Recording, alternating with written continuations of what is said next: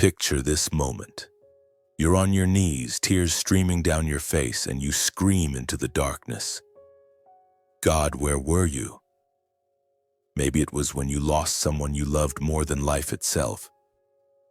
Maybe it was when betrayal cut so deep you couldn't breathe. Maybe it was when your dreams crumbled like sand between your fingers. And in that moment of raw agony you felt nothing. No divine intervention, no miraculous rescue, just silence. Tonight I'm going to reveal something that will completely demolish everything you thought you knew about God's heart. What if I told you that God wasn't absent in your darkest hour? What if He was orchestrating something so profound, so transformational, that your human mind couldn't possibly comprehend it? What if your greatest suffering was actually His greatest gift? If you're ready to have your spiritual world turned upside down, hit that subscribe button now, because what comes next will challenge everything you've ever believed about divine love. Here's the first revelation that will blow your mind. Every single person who has ever experienced a genuine encounter with the divine, and I mean every single one, went through their deepest transformation not during their mountaintop experiences, but in their valleys of despair. Job discovered God's sovereignty when everything was stripped away. David wrote his most powerful psalms while running for his life. Paul received his greatest revelations while imprisoned and beaten. But here's revelation number 2, and this one will make your soul tremble. The moments when you feel most abandoned by God are actually the moments when His presence is most concentrated around you. Think about it. When a surgeon operates, does the patient feel the healing while under anesthesia? Number.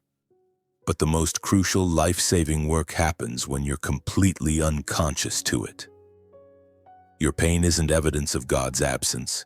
It's evidence of His surgical precision working on your spirit. And revelation number 3 will shatter your comfortable theology. What you call unanswered prayers are actually God's most profound answers. When He doesn't remove your pain, He's not ignoring you. He's honoring you with the highest form of trust. He's saying, I believe in your strength so deeply that I'm going to allow you to participate in the same suffering that transforms ordinary humans into extraordinary souls. Now listen to me carefully, because this is where most people get God completely wrong. We've been programmed to believe that love means comfort, that blessing means ease, that divine favor means a life free from struggle. But that's not love. That's spiritual spoiling. That's treating your soul like a fragile child who can never grow up. Real divine love, the kind that burns like fire and transforms like lightning, operates on a completely different frequency. When God loves you with His deepest love, He doesn't give you what you want. He orchestrates what you need. He doesn't eliminate your obstacles. He designs them as stepping stones to your destiny. The parent who gives their child everything they ask for raises a weak child. The parent who strategically allows struggle raises a warrior. Your suffering isn't a punishment. It's a promotion. It's God saying, I'm going to trust you with pain because I know it will birth something in you that comfort never could. Every ounce of agony you've endured is actually divine confidence in your potential. He's not allowing you to suffer because He doesn't care. He's allowing you to suffer because He cares too much to leave you unchanged. But wait. Here comes the twist that will turn everything upside down.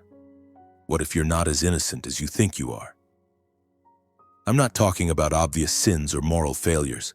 I'm talking about something much deeper, much more subtle, and infinitely more dangerous to your soul. What if your greatest innocence is actually your greatest blindness? What if the very thing that makes you feel righteous, your sense of being unfairly treated by life, is the prison that keeps you from experiencing true freedom? Most people spend their entire lives building a case for why they deserve better, why they've been wronged, why God owes them something different. But here's the radical truth. The moment you stop defending your right to be comfortable is the moment you become available for your calling to be extraordinary. Your innocence isn't protecting you, it's preventing you. It's keeping you small, keeping you safe, keeping you exactly where transformation can't touch you.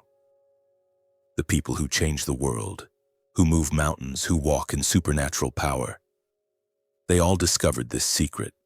Stop trying to prove you don't deserve pain and start asking what the pain is trying to teach you. Your suffering isn't happening to you, it's happening for you. Now I'm going to teach you something that will revolutionize how you interpret every difficulty in your life. God speaks through pain the way a master composer uses dissonance to create beauty. Every harsh note, every jarring chord, every moment that makes you want to cover your ears. It's all building toward a symphony that will take your breath away. When you lose a job, God isn't punishing your career, He's redirecting your calling. When a relationship ends, God isn't denying you love. He's protecting you from settling for less than is best. When your body fails, God isn't attacking your health. He's teaching you that your true strength comes from a source that never fails. But here's the key to decoding this divine language. Stop asking, why is this happening?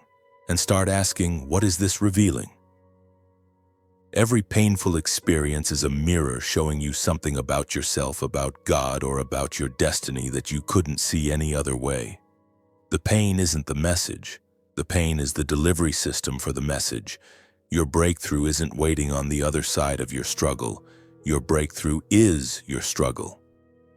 The moment you shift from trying to escape your pain to trying to extract its purpose, everything changes.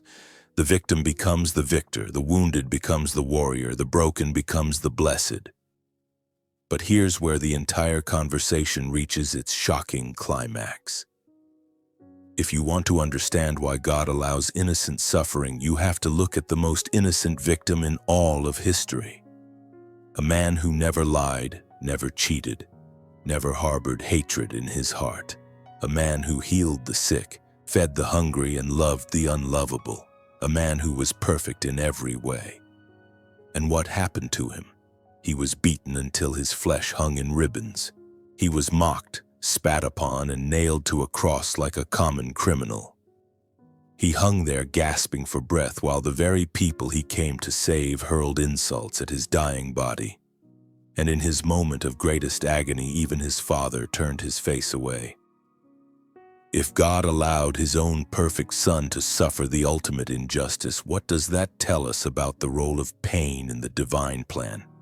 It tells us that suffering isn't a bug in God's system. It's a feature. It's not a mistake to be fixed. It's a method to be embraced. The cross wasn't plan B when everything else failed. It was plan A from the foundation of the world. Your pain connects you to His pain. Your injustice echoes His injustice. Your moments of feeling abandoned mirror His cry of, "My God, why have you forsaken me?" You're not suffering alone. You're suffering in fellowship with the only one who ever suffered perfectly.